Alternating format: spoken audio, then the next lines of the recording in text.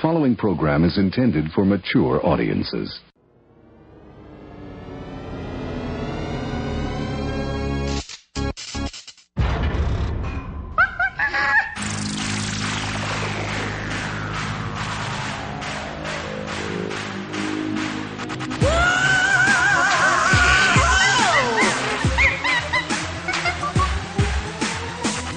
Listening to Basically a Sports Show. Follow us on Twitter at Basically Sports. Subscribe to our podcast on iTunes. And download every episode and more at basicallyasportshow.com. Now here's your hosts, Zach, Greg, Mike. And you're listening to Basically a Sports Show. I was just looking at a screen cap from the Civil War trailer. Right. And the angle they shot Captain America from it, he looks like Spider-Man holding Captain America's shield. That's Spider-Man. Huh? That's Spider-Man holding Captain America's shield. Did you not watch the trailer? No. Coming in. Nice to know you listen to the Geek Show. But no, basically Sony bungled the Spider-Man franchise, so they worked a deal out where Marvel is basically taking control. Okay, well that explains why he looks like Spider-Man holding Captain America's shield because it is Spider-Man. Because he is Spider-Man. Well, that helps a whole lot. He's Spider-Man. I just didn't do the Spidey normally. Sure as shit, there he is. Now I'm getting an animated GIF. Well, in the comic books, in the Civil War storyline in the comic books, Spider-Man actually has a very pivotal role in the entire. Series. Iron Man gives him an iron spider suit. Nice. Yeah. Like he's a very divisive, like central figure to the whole Civil War plotline in the comic books. So it was going to make. I mean, they could have made it work without him, but it just makes so much more sense to have him at least show up to be a part of it. Because, Sony did so badly with the last two Spider-Man movies. Who's playing Spider-Man in this one? It's not that same kid, is it? No, they recast him again. It's another. They're rebooting Spider-Man for a third time already. Jeez, and the first one came out what? 2001, 2002. Jeez, 3 times in 15 years. Yep. Wow. The first one was all right, but the second two were. The very first, the Tobey Maguires. I thought the first one was pretty good. The first one, in my opinion, is only good because Willem Dafoe is really hamming it up as the Green Goblin. Yeah, and then the second two were not good, and I have not seen the reboot with Andrew Garfield. Andrew Garfield, yeah. I thought the first one was pretty okay. Yeah, the second one, Amazing Spider-Man 2, was the second one was bad. And so Sony needing to, keep things right, they made a deal with Marvel to basically let Marvel control Spider-Man, but produce it through Sony. Okay. So Spider-Man gets to show up in the Avengers and stuff, and Sony gets to still reboot Spider-Man. Okay. Again. Can we get someone to maybe wrest control of Fantastic Four away from whoever has it? And Fox? That's not happening. Shot at that, maybe? That's not happening because Fox and Marvel hate each other right now. Okay, well, that's too bad because... So at this point, I almost think that they are making shitty Fantastic Four movies on purpose just so they can keep it out of the reach of Marvel. That would explain a few things. If they don't make one like every 5 years or so, they lose the rights. So it doesn't make any sense because they can make these last few X-Men movies have been awesome. Deadpool was awesome. And they can't do a damn thing with the Fantastic Four. Those are all Fox properties, and somehow I think they just handed the Fantastic Four reins off to the wrong people. Well, yeah. Fantastic Four is kind of cheesy too. The Fantastic Four script was written by a room full of chimps with typewriters. But I'm excited for Civil War because Civil War was actually the comic series that kind of rekindled my love of comic books. I have not seen the new trailer yet. I'll have to check it out. I just saw the. I've been out of commission for the past 3 or 4 days. In the main section of the trailer, it's nothing we haven't seen. It's just more shots of action, more cool things happening. And or Captain America being a bitch. Yeah, mostly Captain America being a bitch. Mostly that. And then, hashtag Team Tony. And then Spider-Man shows up at the end. That's about it. I don't know. I'm excited for it. I mean, that's just I kind of don't like that they revealed Spider-Man to us already. Yeah, I had no idea that he was even part of it, so it would have been cool not to know and then see the movie and go, oh, wow, that would have been neat. Most people that are in the know on this stuff kind of figured that he was going to be in it. Yeah. But you still don't want to see it. It's the same problem that Batman Superman had when they showed like everything that's going to happen in the movie already, and it's like, well, I mean, I'm going to go see it, but what am I supposed to be like? Oh man, I didn't see that coming because I see, Well, they could. Batman vs Superman just sounds like it was actually made by idiots because they're like, we decided to put Wonder Woman in because we said why not? Let's just do everything. Like that is a very bad idea. They could have handled Spider-Man kind of like Star Wars handled Luke, where not exactly like that, but where he's going to be in there, but you don't know how and all that. That would have been kind of exactly. Neat. Yeah. Right. And it's just like, and I hope that the line they used in the trailer is not what actually shows up in the movie, because he just shows up, he's like, hi everybody, like, it's like, oh god, like, okay. But to be fair, Spider-Man is sort of that infuriating in the comics. He's just like, hi guys, he can't do nothing else. Wow. And I do not like Peter Parker as a character. I mean, the Spider-Man that I'm familiar with, that I grew up with, is like the old animated cartoon from the 70s. Spider-Man does whatever a spider can. You got to hear the Aerosmith version of that tune. Oh, actually, Aerosmith version. Actually, I did listen to the Aerosmith version this past weekend when I was in Michigan for Electric Six. My buddy who was in charge of putting together the road trip playlist included that in it. Oh yeah. And just out of nowhere, it's like Aerosmith playing Spider-Man. Like, the fuck is this? Yeah. How was the Electric Six, Mike? Were they good? Oh, it was fantastic. Yeah. Now, how many people did they play for? Is it like, do they get big crowds or? It depends. It depends. I've been at shows of theirs where it's been like absolutely dead, and then I've been to shows where it's been packed. This one was packed. Cool. So are they now? They're not like a national act in Canada. I mean, are they a national act in Canada? I know they're not down here. No. They basically just tour like Michigan, Southern Ontario, and like bits of Ohio. Or they're a regional band, basically. Yeah. It's basically like Great Lakes Midwest. Hey, still, it's sort of their shtick. The stuff I've heard of theirs, I really like. They're a pretty good band.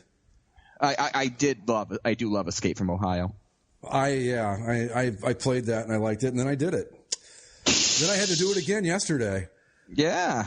I've returned from a triumphant trip back to Ohio, and all I can tell you is I really can't for the life of me figure out why I lived there as long as I did. I just got text messages being like, from Greg being like, I'm stuck at the Cleveland airport. I now realize why no free agents want to sign. I'm serious, man. I don't know if you flew in, like, let's say that you're, I don't know, a hot free agent in basketball or football, or for the Cavs, Indians, Browns, whatever.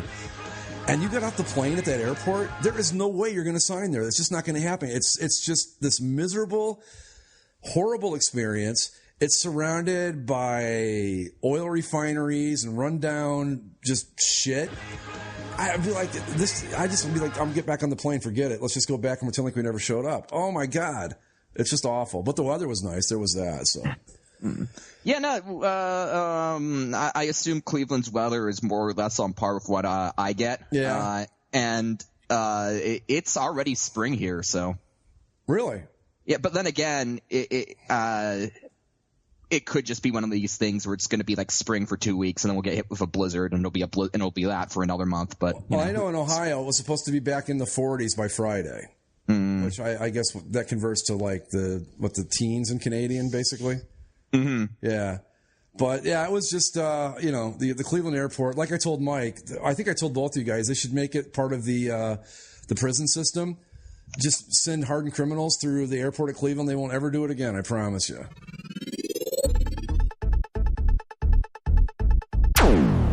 Guys want to talk about Brock Osweiler and the Broncos now not having a quarterback?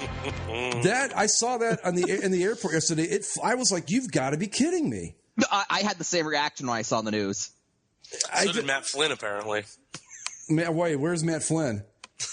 Matt Flynn, let me pull up his tweet. Who He previously said, wow, I know I'm going to get killed for this, but this latest QB contract is unbelievable. Because Osweiler is signing a 4-year, $72 million contract with the Houston Texans. Wow. $18 million a year. That's close to Peyton Manning money. But that just gives you a really good idea how shallow the quarterback pool is in the NFL. Well, someone brought that up. I mean, the initial reaction, everything I saw at first was Houston severely overpaid. But then someone brought up a good point that I actually agree with. If you actually look at who's available at the quarterback position, and especially when you compare it against who the Texans currently have at the quarterback position, right. Brock Osweiler is, he is a prime option that you basically, if you're Lim, you really have no other option but to pay him that money because Houston got a wild card spot with no quarterback. Brian freaking Hoyer. Yeah. So can you and I'm not saying Brock Osweiler is an amazing, second coming of Aaron Rodgers or anything, but he's a pretty good step up from Brian Hoyer. Well, is he? We don't know. That's the question. Is nobody knows. Like, yeah, he played well in those first couple games and he beat the Patriots, but after like 3 weeks, it seemed everybody had figured out pretty much what they were going to get from Brock Osweiler, and they started to shut it down before Peyton Manning came in, in the final game of the season and then led them to the Super Bowl. I would say that on paper, yes, he looks like a far superior option to Hoyer. But, it's just going to be – we're going to have to see. But like Mike said, what else is out there that you can get from free agency?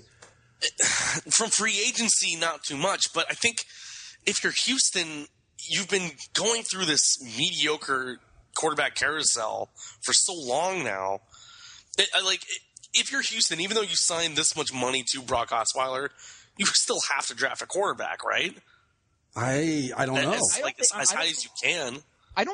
I honestly don't think you do. I think that if you pay Brock Osweiler this much money, you owe it to both yourselves and to him to at least give him a couple years to prove whether or not he is talented enough to be your starting quarterback. If you pay Brock Osweiler this much money and lure him over to your team and then draft a quarterback in the first round, you're basically sending mixed messages, mixed signals, not only to Osweiler, but to the team as a whole. I would say that looking at Houston, and I think we talked about this on the football show, they were a very good team, and we said just think if they had a good quarterback, and not even a good quarterback, but just someone competent. So maybe they're trying to. Which is what I think they were thinking when they offered Osweiler this contract. I'm not sure. I don't think we know enough about whether or not to say if he is he is a quote unquote elite level quarterback or even that just sub elite level. But I do think he is beyond a shadow of a doubt a huge step up from their current options. And when you look at who's available, it was a no-brainer. I think the other part of this is, I understand that Denver had to wait for Peyton Manning to, give his announcement or not. Mm-hmm. But I think everyone pretty much knew that he wasn't going to come back. Yeah. But they still waited, and they lost both their quarterbacks. Right. Now they're being reported as being in, the Colin Kaepernick sweepstakes. No, I heard RG3. Right. It's for the Broncos, it sounds like it's RG3 or Kaepernick. And that's not a spot you wanted to be in when you had Peyton Manning, and you thought that you had something in Brock Osweiler, and now Manning retires, you lose Osweiler because you waited too long, and he was kind of fed up with you and went to get the money in Houston, and now you got nothing. You go from being a Super Bowl champion. They still have a Super Bowl caliber defense, right? Yeah. They still have some pretty good wide receivers, decent running backs, and really they just needed a halfway decent quarterback to be in there, and they're going to contend again. Now they're going to have to do that with RG3 or Colin Kaepernick. I think in their minds they were thinking, we can just stick anyone behind center because our defense is so good. And I think there's a little bit of a false sense of security in Denver just because the defense is so dominant that it's like, oh, we don't need anyone. But at the same time, even if he was at the tail end of his career and not where he was at the prime of his career, going from Peyton Manning to RG3 or Colin Kaepernick is still a pretty steep drop. And I don't know if it's necessarily a smart idea to think that you can pull that off just because the defense is so dominant. You still need an offense that's not going to give the ball away, that's not going to create unnecessary mistakes. And need I remind everyone of Colin Kaepernick against the Arizona Cardinals last season, throwing like the same pick 2 plays in a row. Mm-hmm. And I mean, how can you be confident that RG3 could go out there and play? Like, his knee could go out in the first. See, that's the thing with me. Kaepernick, I'm concerned because he's just so wildly inconsistent. RG3, I think, would be a fine option if he wasn't built out of balsa wood, basically. But even if he wasn't, I mean, is he that good of a quarterback? No, but I think he's good enough to play. I think he's good enough to run that Denver offense. I think he is, yeah. I honestly think RG3 really could have been a dynamic superstar in this league if Mike Shanahan hadn't sacrificed him. See, and that's the thing, too, that was it Shanahan or was it pressure from Snyder? That whatever the case is, yeah.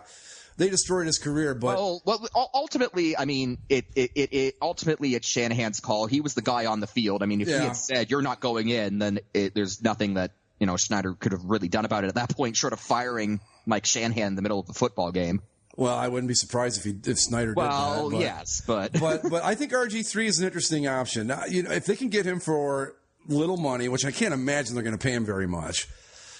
I think he could be enough because, again, we saw it this year with the Broncos. They don't need Peyton Manning at the prime of his career, Peyton Manning. They just need a guy that can run the offense and keep them mistake-free. I seriously doubt RG3 or Colin Kaepernick could run an offense that, mistake. Well, no, but I'm just saying that if you want to take a flyer on one of those two, I don't think it's the worst move in the world. I still would be looking seriously for someone a little better. But with those two, I think the luxury, especially with RG3, is that you can get him in for very little money, and it's a cheap investment. If he turns out, great. If not, you've still got plenty of room to work with to go out and find somebody that's a little more established. I think those two guys, though. I think with those two guys, those aren't the type of quarterbacks you even want in Denver's offense. You're better off trying to get Matt Castle or someone like him. Hey, Matt Flynn's just sitting there. You want somebody that's going to be the pocket back. Like, you don't want them running all over the place. No. That's a very structured, running back-oriented offense that you don't want your quarterback freelancing out there like Colin Kaepernick is known to do, and RG3 can and probably would do again, despite any injury concern. If he can move, I mean, can he even move like that anymore? I think he doesn't even have a knee in one leg. Yeah. Seriously, if you're just looking for a guy that can do the drop back passer, play game manager football, I'm serious. Why not give Matt Flynn a shot at it? I don't know that he's ever had a chance to play anywhere because he always gets beat out by someone. And if nothing else, you bring him in because someone's going to beat him out. You're going to end up with a good quarterback out of the deal. So there you go. Or steal because Ryan Fitzpatrick only signed like a 1-year deal with the Jets, right? Yeah, he's available. Yeah. Yeah, he's that type of guy where you bring him in and he plays well enough. Actually, now that you mentioned, I think Fitzpatrick's the guy. That's your best bet, I would say, right now for Denver. Yeah, if you're Denver, that's probably the way they would go. I would if I were them. But I'd still take a flyer on RG3. If you get him for the minimum, why not? What do you got to lose? Worst case scenario, you stand on the sideline holding the clipboard. Big deal. See, I think there is a bit to lose if you take a risk on RG3 because, sure, you can always say, you get him on the cheap, and if it doesn't work out, it doesn't work out. But Denver's strength as a team is a defense, and defenses seem to degrade faster than offenses do in the league in this league. Well, I'm not saying you bring RG3 in to start him. I'm saying you go out and get a guy like Fitzpatrick and make him your guy, but you still bring RG3 in as like a possible backup, whatever. That's what I'm saying. Don't put your money on RG3, but if you can get him as like a backup, why not? That's what I mean. I don't know. I wouldn't bring him in, and I completely agree. If the defense sees you going with RG3, they're already going, you're giving up on us, and we're good, but we're not that good. But has this ever happened? A defending Super Bowl champion has no starting quarterback? Not that I can think of. I mean, was Dilfer, did he leave Baltimore after they won in 2000? Yeah, he did. Yeah, he did. But they replaced him right away. Okay. Was that the Kyle Bowler era? No. That was the Elvis Gerback, right? Gerback, yeah. Yeah, that's what I was thinking too. Yeah. But even that wasn't a case of them not having a quarterback. They brought in Gerback to replace Dilfer. Like Dilfer, I think I remember watching an interview where he was basically at Disney World, and they told him that they were not going to re-sign him, that they were going to bring in Elvis Gerback. So, yeah, I don't think there's ever been a defending Super Bowl champion where they've been stuck without a quarterback. Yeah, it's just interesting. It's just, I mean, I guess if you're a Broncos fan, you're going, well, we won the Super Bowl, so it's not that big a deal, but it's still got to kind of suck to come off that great season and go, Well, apparently one of the reasons why, and it's why I'm hesitant to put all of the blame on Denver for not wrapping things up with Osweiler while they had the option, and I'm not even necessarily blaming Peyton, but I'm just saying, from all accounts, they gave Osweiler their option even before Peyton Manning had announced his retirement, because everyone knew it was going to happen. And what ended up happening was Osweiler was like, well, thanks for that, but I'm going to go see what else I can get. And when he got that option from Houston, he took it. So it was apparently Osweiler who kind of turned down the Broncos rather than the Broncos necessarily dragging their feet. Yeah. Yeah, I mean, there was always a possibility that this could happen, because you were looking at it. You've got two guys. You've got Von Miller, Super Bowl MVP, who's going to be a free agent, and Brock Osweiler, and you can only franchise one of those guys. Well, they franchise Miller, right? So. Yeah, that's what I mean. So if you go the other route and you go, okay, we need to lock up our quarterback, you lose Von Miller, I think, in the process. And I think they decided, you know what, that's a guy I want to keep around. And after seeing the way they got to the Super Bowl, the quarterback play they had, I think they're thinking the same thing we are, that they don't need a superstar. They just need a guy that can get the job done. But they need someone who can get the job done. They don't need a superstar, but not needing a superstar doesn't mean you should settle for RG3 or Colin Kaepernick, because I agree. I'm saying bring again, RG3 backup at best. I'm just saying take a flyer on him. He doesn't even necessarily make the team. I'm saying, but why not? Or guys, what's Tim Tebow doing? I was going to say, Brian Hoyer's probably available now, right? Or Matt Flynn. I mean, is Matt Flynn still in the league? If I were him, I wouldn't be. I'd take all that money and go home, but that's just me. Well, Matt Flynn just won at life with that contract. Yeah, he did. So is he? I think we determined that Charlie Whitehurst actually had the best. Charlie Whitehurst had the better experience because he got more rings and he did less work, but. Matt Flynn still got a supermodel life and a $100 million contract. So yeah, and he doesn't have to play or anything. I think I just quit if I were him. Mm-hmm. Already interesting NFL offseason, and now here we go again. The poor Cleveland Browns, who had targeted Brock Osweiler. Guess what? Were they ever in the my understanding of it is that he was a guy they were very interested in. Well, okay, I'm sure they were interested in him, but was he interested in them? Of course not. That's the thing. He might have been, and then he flew into that fucking airport and said, "Forget it, I'm going to Houston," who has a very nice airport, by the way. But apparently, I don't care if he was pissed off at the fact that Denver benched him in favor of Manning. I got to think he would have re-signed with the Broncos in a heartbeat if his options were Denver or the Browns. Yeah. People have been busting him for the decision because they're like, oh, Houston's a train wreck. Why would he go there? I mean, Houston's got a pretty good defense too. They made the playoffs this year, right? And they made the playoffs with Brian Hoyer. So, I mean, there is potential there, but Cleveland, God. Well, like I said, the Browns targeted him. I don't know that the feeling was reciprocated. Mm-hmm. But I was thinking about this with Osweiler too. Do you really want to be the guy that replaces Peyton Manning? Andrew Luck became that guy. Yeah, but after a year of Jim Orvolowski or whatever his name was. Well, Curtis Painter was. And Curtis Painter. Curtis Painter was the guy who replaced Peyton Manning. There's the old saying. Orvolowski played a few snaps, but yeah. Well, yeah, you always want to be the replacement's replacement, and Osweiler would be the guy stepping in for Peyton Manning.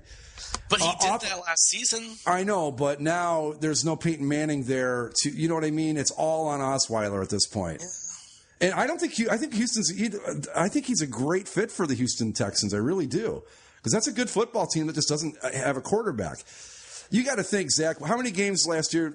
I think they win minimum 2 more games if they have a decent starting quarterback on that team last year. At least 2 more games. That puts them at 11-5, and it's a whole different story at that point. Yeah. You know? But at this point, I don't know if we've seen enough of Brock Osweiler to say that he's not. I agree. I understand where why he could see an opportunity there, but that's a lot of money for Houston to commit to a guy that you're not 100% sure about. Yeah. I still think that, even with all the unknowns surrounding Brock Osweiler, he's a better choice than Brian Hoyer. I agree with that too. And I think that's ultimately what it came down to. You had someone who was a clear upgrade, who was available, and they made sure that they got him.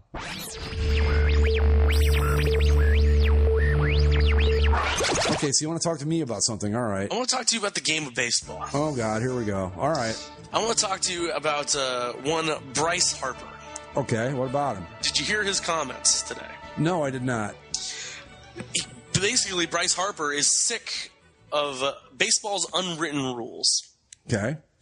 He has a very long quote about it. Somebody asked him a question, and this is how it went. Baseball's tired. It's a tired sport because you can't express yourself. You can do what people do and other sports do, or you can't do what people in other sports do. I'm not saying baseball is, boring or anything like that, but it's the excitement of the young guys who are coming into the game now who have flair. If that's Matt Harvey or Jacob deGrom or Manny Machado or Jock Pedersen or Andrew McCutchen or Yasiel Puig, there's so many guys in this game now who are so much fun. Jose Fernandez is a great example. Jose Fernandez will strike you out and stare you down in the dugout and pump his fist. If you get a homer and pip it, he doesn't care because you got him. That's part of the game. It's not the old feeling, hurrah, if you pimp a homer, I'm going to hit you right in the teeth. No. If a guy pimps a homer for the game-winning shot, sorry. He then stopped, looked around, and decided he was all in on this stance, so he went forward with it. If a guy pumps his fist at me on the mound, I'm going to go, yeah, you got me. Good for you. Hopefully I get you next time. That's what makes the game fun. You want kids to play the game, right? What are kids playing these days? Football, basketball. Look at those players. Steph Curry, LeBron James. It's exciting to see those players in those sports. Cam Newton. I love the way Cam goes about it. He smiles. He laughs. It's that flair, the dramatic. Yeah. I disagree with Mr. Harper. I agree, actually. I think that it's kind of ridiculous that, I understand you don't want to get to the point like it's gotten in like the NFL or in college football where you flip out and lose your mind because you just ran 3 yards for a first down. But to see a little excitement after a home run or a big strikeout, I would like to see more of that because if nothing else, it makes me think that you're not bored to death out there playing. I'm with him. What was one of the most memorable moments of this last postseason? Joey Bats and that fucking home run. Joey Bats and the flip. The greatest flip of all time. Yeah, there was passion and emotion there. Yeah. So, yeah. I'm with it. I don't want it, like I said, I don't want to see it go so far that if you hit a single, I don't want everybody to turn into Michael Irvin, but I agree with him that we need more of it because the unwritten rule stuff, yeah, I get it and all that, but it's a different world now. And he's right. These are what kids have grown up on, this kind of stuff. You can't stick them in a sport where every other sport they've watched, even in hockey, you're allowed to, show emotion if you score a goal and all that. Baseball's the only one where it's like you've got to just play it cool all the time, which I think it's bullshit. So I'm with him on it. I think he's right. And I don't like him. I've always liked Bryce Harper because of crap like this. But yeah, I agree with him. What do you? Don't you think it's necessary or needed at this point? Oh yeah, I definitely think that because there's a lot of times where there's the unwritten rules, and guys get bent out of shape in baseball over the dumbest shit. Yep. And it's just like I understand it's your job and it's serious, but it's also a game. It's not that fucking. Why you have to be mad? It is only. It's game. just game. It's just game. I played the game in some form or another for like 30 some years. You know what? And it's supposed to be fun. Mm-hmm. And look, I don't know how you determine what is showing someone up as opposed to not, but if a guy hits a home run, let him enjoy it. And you know what? I don't even mind having guys show people up. because then that gets you into the game, gets you a little worked up, maybe. Right, exactly. I mean, and so you want to give it to that guy. Like you don't want to sit there, you go like, hey, this is a game. We're going to go out here and, act like you've been there before. Mm-hmm. No. With Joey Bats last year in the ALCS, or no, in the playoffs, taking the divisional series. The DS. It was a DS, yeah. Right. Okay, I did not take that at all. I don't remember who was pitching for the Astros, but I didn't take it at all as Rangers. Oh, okay, whoever. And I'm the baseball expert on the show. Anyway, whoever they were playing, are you sure it wasn't the Astros? Astros. No, they lost to the Royals. That's right. Never mind. Okay, but anyway. The ALCS, when the Blue Jays played the St. Louis Browns. Right, that's the one I'm talking about. Anyway, I did not take that as him showing up the Rangers pitcher when he did that. I took that as like, here is your bullshit run that you scored. Mm-hmm. And it was like a team thing. I was like, fuck you. This is what you did. This is what we got. And I thought it was great because that's the way it should be. And when the Rangers started complaining about Batista's bat flip, did anyone actually go like, oh, they're right? No, everyone was like, stop being a bitch. He did, like I said, there was genuine emotion in that moment. It was incredible. It was one of the great baseball moments I've ever seen. And it had nothing to do with showing anybody up. It was just a guy in the moment, excited, and to me that bat flip was the entire team saying, you know what, you did this last inning, this is what we just did to you, and there you go. And I thought it was awesome, and I'd love to see more of it. Well, that's where I'm at on it. When I hear people talk about the unwritten rules of baseball or champion, act like you've been there before, especially in baseball, I think of the Cardinals, and I think of Tony La Russa specifically, and it just sours me to the whole idea. Well, Tony La Russa, that idiot. Oh, go ahead. I'm just, Tony La Russa, who would send his pitchers out to beam batters who quote unquote disrespected the game. It's like, oh, fuck off, you sanctimonious assholes. Well, and that's the thing too. It has happened in baseball. Now, granted, it was a very long time ago, but you can kill a guy hitting him with a pitch, and I don't care how good you are or what your control you claim to have. You're not so good that you can guarantee you're not going to hit somebody square in the head and kill them dead right on the spot by throwing at them. And it doesn't do anything. Randy Johnson killed that bird. Jesus. Was there anything left of that bird? No. I mean, I just saw feathers go flying. Where did its body go? What happened to it? Did it just disintegrate or what? I think it disintegrated. God, that was like a fucking cartoon the way that happened. But yeah, I don't like there's certain unwritten rules that, you should probably stick with. Like, you don't go in and try to kill a guy at second place based on a double play when you're clearly out, that kind of stuff. But this not celebrating stuff, that's just got to stop. Come on. Mm-hmm. God almighty, the people that are against that shit are older than I am. It's time to let the game join the rest of us here in the, at least the 1950s, for fuck's sake. Come on. But you know what? The Diamondbacks still look like ass. That was what I wanted to bring up. My uniform point. Nice segue, Mike. Did you guys see those things on the field yet? I've seen some pictures. I've seen pictures. It's not. Oh my God. Those pants gradients. I saw somebody refer to them as the bloody sock pants. Yeah. And once somebody said that, now I can't unsee it. I liked the comparison someone made to they look like that douchebag who shows up at the gym wearing $1,200 worth of performance enhancing, clothes. And it's like, oh no, I'm gonna get my swole on, guys. The was it the other color, the gray? I forget what they're calling it. What the official? The dark gray. It doesn't have an official name wolf gray or anything. It's just dark gray. Snakeskin gray. Whatever it's called, but I don't know if have you seen that yet? It's like they just disappear into the. It's just like, oh my God, those uniforms. I thought they wouldn't be half bad on the field. Turns out they're worse on the field than they are in the in the publicity shots. Oh my God, they're awful.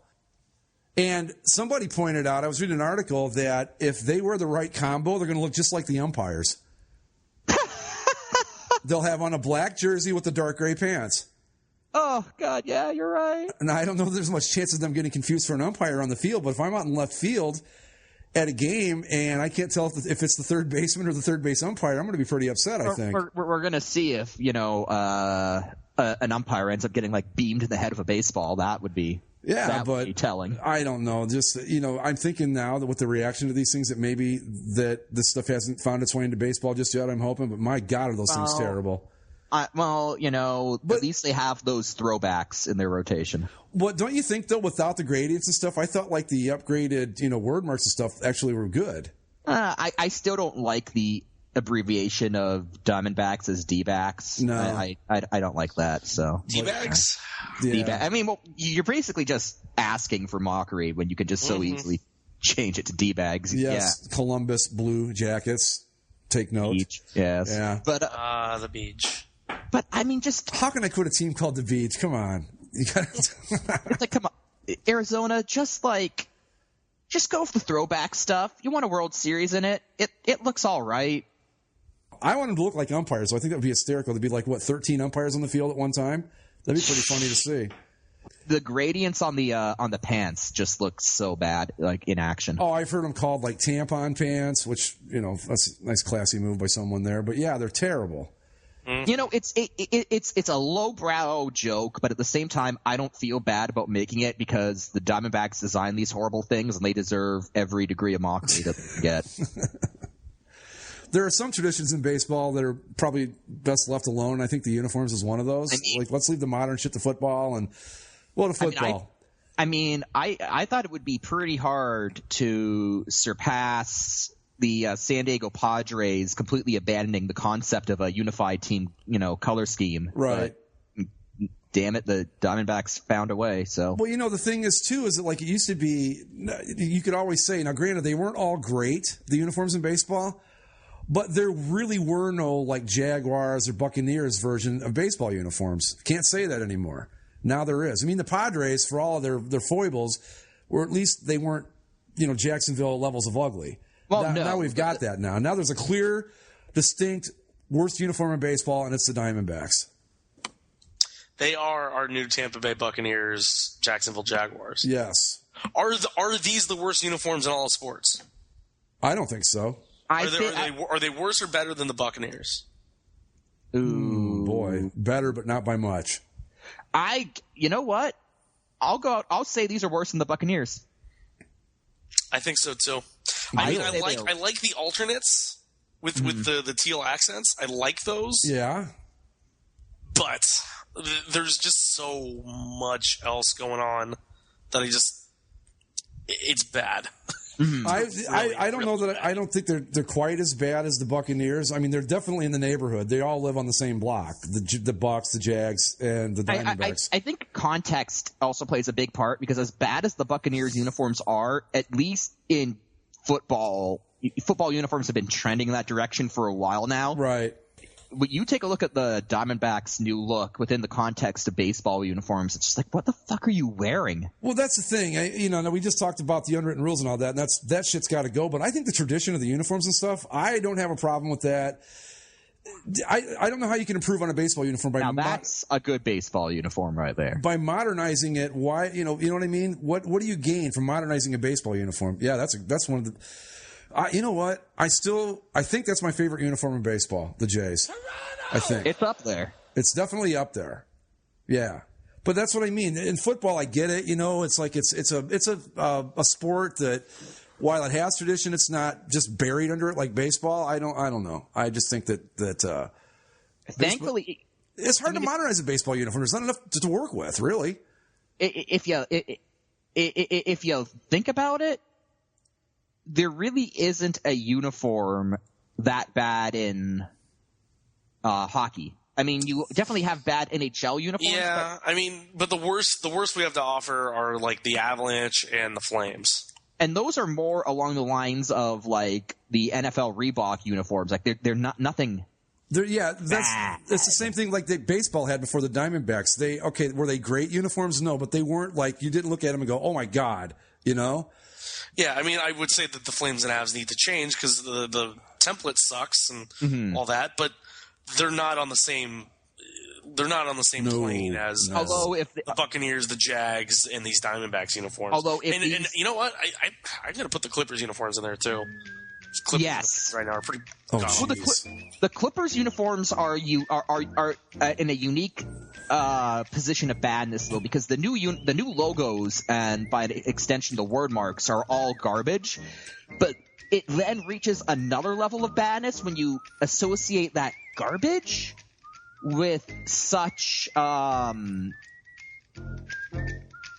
cheapness because they just slapped it right on the previous uniform. Right. Like, well, I think the most egregious out of those uniforms, that black uniform with the ball logo on the front, is just. That is. Remember when EA first came out with the uniform design element in their games, and there just wasn't a lot to work with, and you get these shitty logos that you would just kind of slap on the front of your. That's what that is. That black jersey. That's all it is. Well, have you seen the Clippers' new mascot, by the way? They have a mascot? They have a new mascot? Chuck the Condor. Okay. Let me find Chuck the Condor. Oh, my God. I found him. Oh, yeah? Yeah. Chuck the Condor. Hold on. Yes. Chuck Here we go. Here's Chuck. All right. I'll go off Mike's link here. Let's see here. Oh boy. Well, and see, that's just him. Normally, he's wearing a helmet and like knee pads. For what? Oh God, I found the helmeted version. All right, link us up here. The helmeted version's so awful. Why does he wear a helmet? He's wearing a helmet and knee pads and elbow pads because he's gonna get shot out of a cannon, or he's extreme, or I don't know. He's also wearing red Chuck Taylors, which is great. I actually like this version better.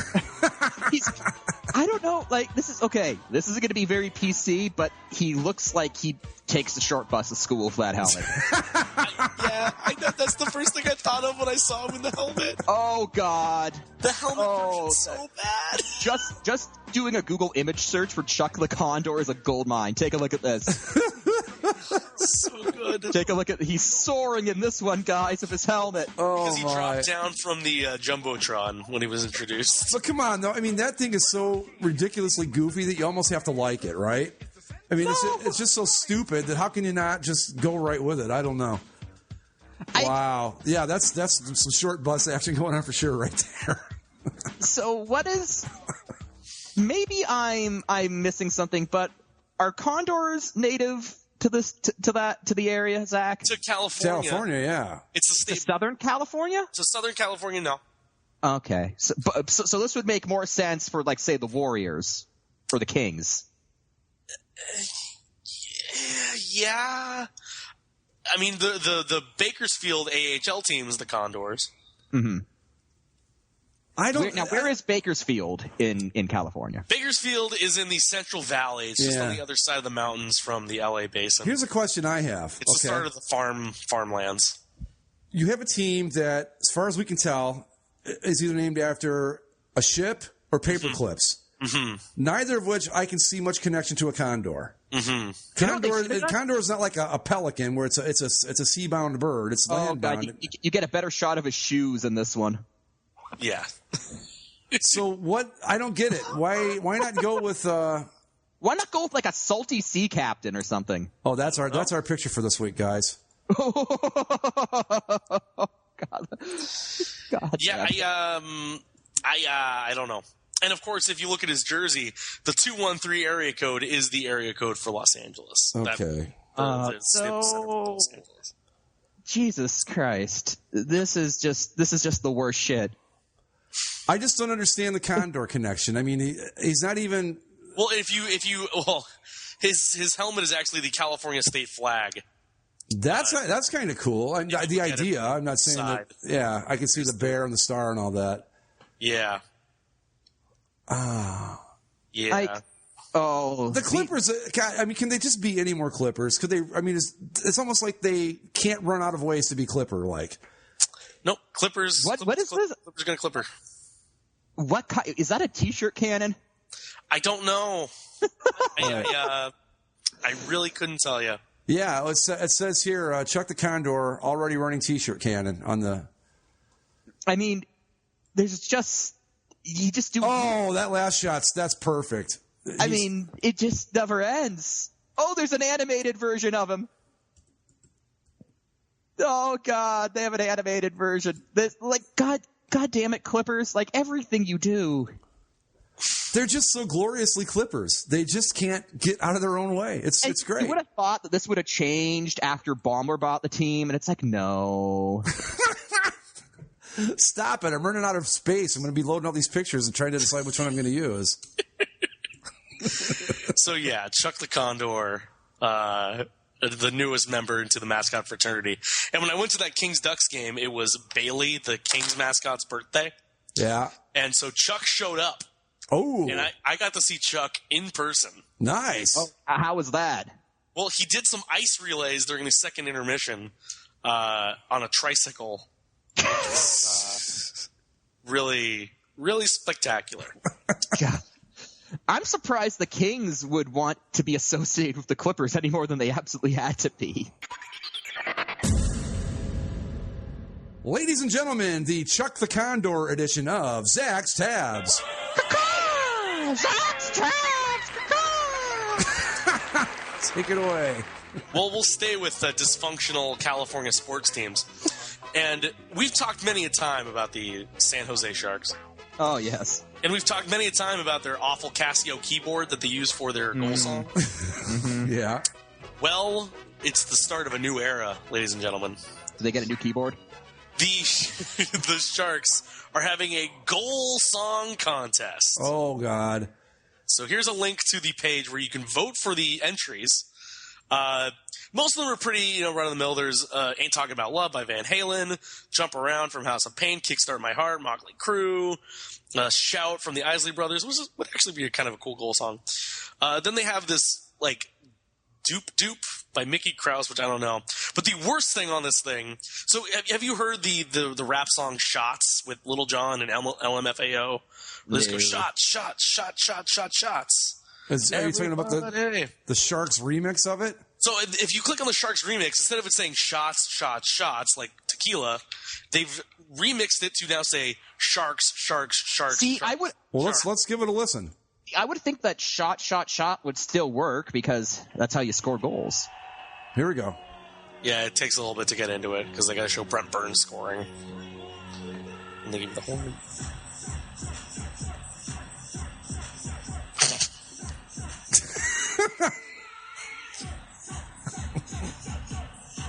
Yeah, no. Okay. No. No. That's the one I think this would be the perfect time for the internet to stick that franchise. Shall we throw down the gauntlet and ask our listeners to vote for Sharks remix? If you could, just so the Sharks fans could be more tortured than they possibly could be already. I don't think we need to do that. I think it's going to win on its own, so I'm not worried about it. But here's the thing that's also strange about how the contest is going to work. So they're doing the first round of games, and then the second round, the top 4 songs will be played during the San Jose Barracuda game in a week and a half. Does anyone go to those? Huh? Does anyone go to those Barracuda games? I went to a San Diego Gulls Barracuda game. How was that? It was fun. Yeah. Really fun, yeah. But that was in San Diego, right? Yeah. Yeah, but I'm just thinking, does anyone in San Jose go to Barracuda's games? If you're a diehard Sharks fan, you want to watch the prospects for cheap. I guess. Or if you want to take the kids and you can't afford to take them to an actual Sharks game, I suppose it'd be a good alternative. And then the other interesting thing they're going to do for the final round, once they get the top 2, at 3 different Sharks games, they're going to rotate the 2 options during goals that are scored in the game. What happens if they get shut out? That's what I want. This is so sharp. Okay, this is again. They're putting they're putting the cart before the horse again. Well, I think you can reasonably assume that an NHL team will score a goal at some point. But if there was ever a time for a 3-game shutout streak, it would be March 22nd, 24th, and 26th. Well, wait. Now, how are they doing this again? They're going to rotate them how? Every other goal. So basically, we could even have something pretty cool if they only scored 1 goal a game in that stretch. Right. Because then each crowd would only hear the one song. See. Right. Yeah. Yeah. Well, I don't know that you want to tie your fortunes to that. That's not probably the best idea. No, I mean the Sabres did this, but they did it in the off season. They didn't test them out in the game, which I think is funny. I mean, from the options, if I had to pick one for an actual goal song, I think Shout would be pretty cool. Mm-hmm. The old Shout. Yeah. Who uses that for something now? In weddings, every wedding you've ever been to. No, there's a sports team that uses that, and I can't think of who it is. I'm going with Kickstart My Heart with the crew here. Yeah, that's a good one too.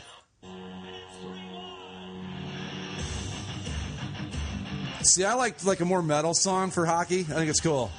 Right, but I also like good goal songs that people can like sing along to. Yeah. And if you play shout after a goal, everybody's gonna get it. This is true. Anyway, moving on. Quick note from the Dancing with the Stars universe. One of my Your sports contestants for the 22nd season of Dancing with the Stars will be Von Miller, Antonio Brown, Doug Flutie, and UFC fighter Paige Van Zandt. I think it's going to be great if Doug Flutie gets a dance partner that's taller than he is, which is the odds are pretty good, actually. Mm-hmm. Von Miller, huh? Von Miller. And strike him while the iron's hot. Way to go, Von. So, would you like our final? We have two stories. Which one would you like to hear first? The Olympian that's stopped watching porn, or the lawmakers that drank raw milk? Let's go with the lawmakers first, because then the stop watching porn is kind of like a nice follow-up to last week's end of the show. Sure. Okay. I guess West Virginia passed a law a couple weeks ago overriding raw milk prohibition that's plagued the state for years, supposedly. Basically, they passed a law saying that you could buy and drink raw milk, unhomogenized milk in the state. It seems like a bad idea. Well, the lawmakers that got that bill passed, in celebration, they decided to drink a whole lot of raw milk. That's a bad idea. They've all now come down with some severe stomach flu. Only in West Virginia. Not exactly the best and brightest out that way, is it? No. Beautiful state, though. I mean, great scenery, but wow. Well, you couldn't see this one coming from a mile away or anything, right? I mean, Jesus, this is almost natural selection at work. It's pretty great. Hey, everybody, we passed that we can drink raw milk. Yeah, let's have a drink. Sure. This is almost descended into parody. This is like in the old Dilbert animated cartoon, there was a joke about politicians supporting the right to drink beer and strap fireworks to yourself. And like this is almost at like, hey guys, we just passed a law that says that you're free to drink poison. Let's go do it. What did you think was going to happen? Well, didn't it used to be that you had to have the cow tested or something? I can't remember, but there's a reason you weren't allowed to do it. And I think we just found out why. So way to go, West Virginia. Nice job. All right. The last one, New Zealand Olympic silver medalist distance runner Nick Willis on his Facebook page last week, he put out a big proclamation. He's 2.5 years porn free, and it feels amazing, according to him. Since I was a teenager, it had been a roller coaster ride of shame and justification as I was on and off with this addiction. Not until I realized the true implications this had on my marriage and ability to be a father, I could finally break free. Wow. Somebody taking their porn a little too seriously, I think. Yeah. No, exactly. Like, this is why I've never really got the argument that porn is an addiction. Like, really? Because it's really not an addiction. It's just a tool to jerk off. Honestly, that's like you're doing it wrong if it's an addiction. Yeah. I mean, how is it even an addiction? I mean, in the true definition of being addicted, because you can't possibly keep yourself from doing it, but you can't physically crave it. That's the thing. If there's any addiction at all, it's purely psychological. Yeah, well, because it sets off the endorphins in your brain. You like the feeling, so you want to go see it again, and you just. I mean, people get addicted to sex, right? That's what they say, but I don't believe that either. I mean, because sex addiction is the disease of the privileged man. Right. Well, it's the idea of that, like, you crave it so much that you can't go a day or that long without. Right, and that's what I'm saying, though. But you see, to me, from my perspective, that doesn't sound so much like you're addicted to porn or sex. That just sounds to me like you're just really horny. Yeah. You're not addicted to it. Like you could be, like it's not like alcohol or tobacco, right? Where like you could develop a chemical dependency on. No, you're just horny and want to get off. And porn's an easy way to do that. Yeah, exactly. I really can't add anything to that. You're exactly right. And But that's the thing. I mean, like, when I think of addiction, it's a two-way street. Like, there has to be something that you have to be hooked to physically. And also, you know, or hooked on, I should say.